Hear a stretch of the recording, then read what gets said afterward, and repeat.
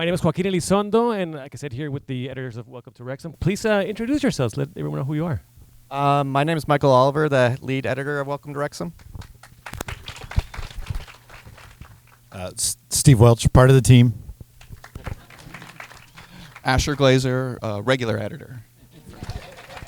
You want to give a shout out to Micho Monasterli? Yeah, Yep. couldn't be here today. And Jenny. And Jenny as well. Let's start off, Michael, talk to us about this scene. We just saw a great scene, and how it came together with your decision to intercut old home movies with the match. Well, first off, we don't know what the story's going to be. We only get like a week's notice of what's going to happen.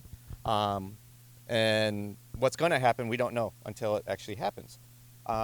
So it's very hard. We don't get much time at all to be like really think about what we're going to do. So how this came about is I usually do all the big matches, and it takes me a good week to go through a match because that's how much footage there is. And I'm a person that likes to make selects, just sit back and visualize. While I was going through it, all I was going through my head was, how can I make this match different than all the rest of the finales and everything else? Because the last thing we want to be is formulaic. We want to always do something different. And I'm sitting there going through the match. I'm like, I don't know what I'm going to do. I'm not going to know what I'm going to do. And then we get a call from the field going, Rob had this amazing speech. And I'm like, okay, cool.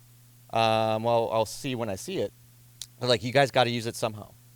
And Rob then called and goes, I don't know how we're going to use it, but I asked the players to grab some videos and clips from when they were younger and send it to us. But again, he was like, I don't know how we're going to use it. It was just supposed to be his speech and just clips of that. And once this stuff came in, our other lead editor, Matt Wi-Fi, saw the speech first. And because he was going to be assigned just to the speech and the clips. And he goes, no, this is just too good. Like, he's like, Mike, take a look at this and see what you think. And immediately, once I saw it, I'm like, well, I already know what I'm going to do. I'm like, this is going to be amazing. And so that's the best thing. My boss has asked, Mike, what are you going to do? And I go, you just got to trust me on this one. I know what I'm doing. Yeah, I'm like, I go, can you guys do me a favor, though? Leave me alone. Leave me alone. That's great. And, as you know, many of us can't say that to our bosses. But that's the best part about Welcome to Wrexham. When they know that we have something and they go, you have a good idea, try it. Right. And it's very, very rare to get that. So, in fact, I actually hid my edit from everybody because I'm like, I don't want anybody to touch me, getting voices in my head. I actually put a timeline of people mooning where I usually put my matches because I'm like, hey, caught you. But once I saw the video of Rob's speech, and what he's saying is the team always struggles in big moments. That's what they were known for. And he's like, how can I get these guys to not be so stressed out? And he talked to a friend of a friend who are all sports legends, who I can actually say is Tom Brady and Michael Jordan, and Tiger Woods. And okay. yeah, he basically told them to close their eyes and envision them when they were 10 to 12 years old. And where that hits home with me is when I'm not editing, I coach 2 youth soccer teams. And so, in fact, that they're 10, 11 years old. And so for me, I'm like, oh my God, this hits both my worlds. And so I started putting things together, getting his speech together. I don't know what videos are coming in yet because the players obviously are taking their time.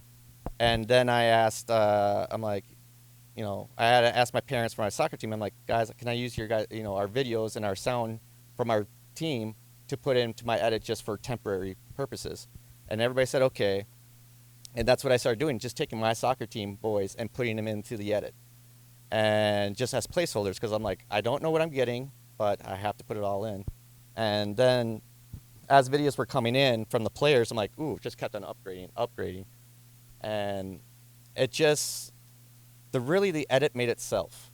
I didn't know what my next edit was going to be until I felt it.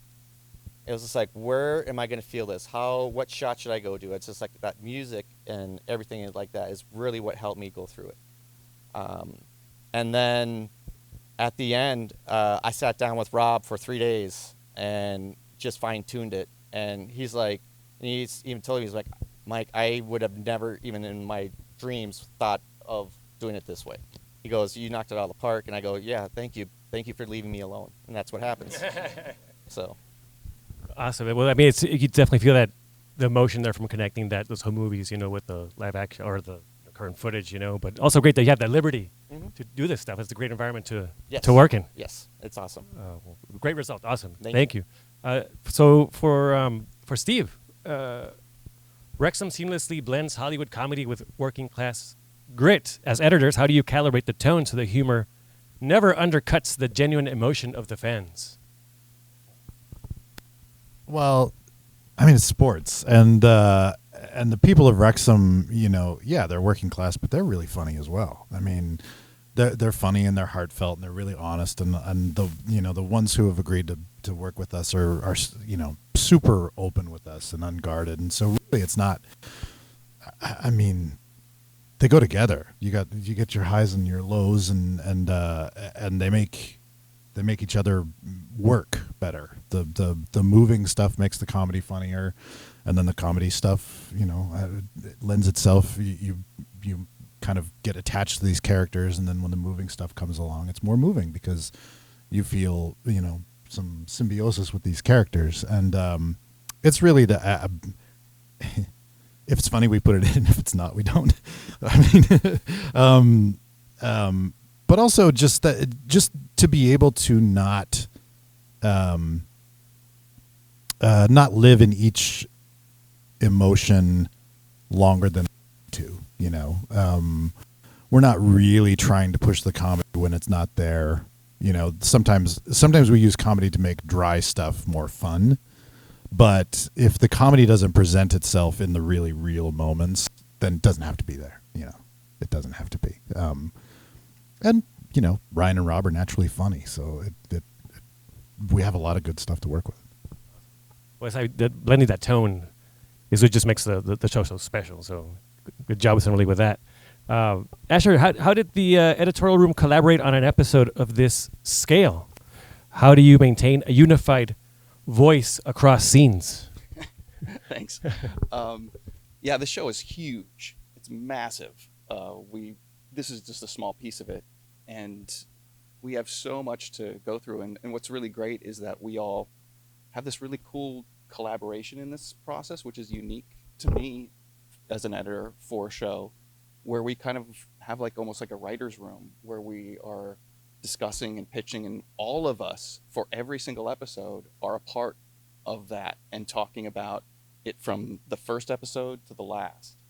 And thank you. I know. That just sounded great to me. All right. No, we have a really great team, and the collaboration is kind of unlike anything I've been on for this type of show.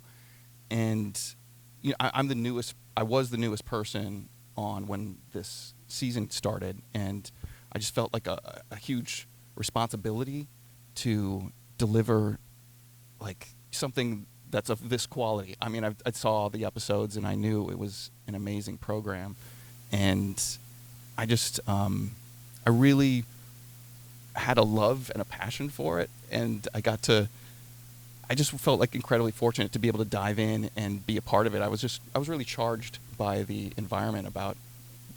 What's also really cool, that there's not any rules to this show. It's really unique. We can have a comedic bite and a dramatic bite and an action in the clip we just saw, it goes from drama to comedy to heart, and there's this emotion that gets churned up from it, and it's just a really exciting thing to be a part of for me, that I just was happy to bring my passion to it. So it's an ongoing thing. We're editing up until the second it airs. It's changing every freaking minute. We've done 32 passes on some stuff, and the last day we're adding a new scene, and then it gets taken away, and then we're adding a new scene. Like it's crazy, but it's what makes it feel so alive. No, I mean that's important. Having that communication and collaboration, being able, and it sounds like it's just a pretty dream setup. The way you guys have it there with just how you're trusted, and as far as like your relationship. So awesome. This is for anyone to answer. Unscripted television often means hundreds of hours of footage for a single match. What was your process for sifting through the noise to find the core narrative arc of this episode, those golden nuggets? So what I do when I go through the matches, if I have over 10 cameras, and each of them are over 100 and something minutes worth of footage, because that's how long a match is, and times that plus with an hour on each side, I go through over 1.5 terabytes of footage for one match, especially for the finale. And so what I do is I start from the coach's speech, and right from there, I make selects. I have action selects and any goals or anything like that from the game happens. I have a fan selects of just fans, and then if Rob and Ryan are there, I'll just have their selects. But I do my selects in order of the match because I'm very picky. With my background in sports, I have to tell the truth. It has to happen in order unless I do a montage of like a bunch of matches. But what I do is I really make sure everything is in order. And then I sit back, I'm like, okay, after I've done all that, do the selects of the audio commentary, all the sound bites from the coach on the field, and I'll just sit back, I'm like, all right, this is what I got. This is my puzzle. This is a 500-piece puzzle. I got 200 pieces missing. How can I make this happen? Just like anything. And then we have to make it look like a 500-piece puzzle at the end.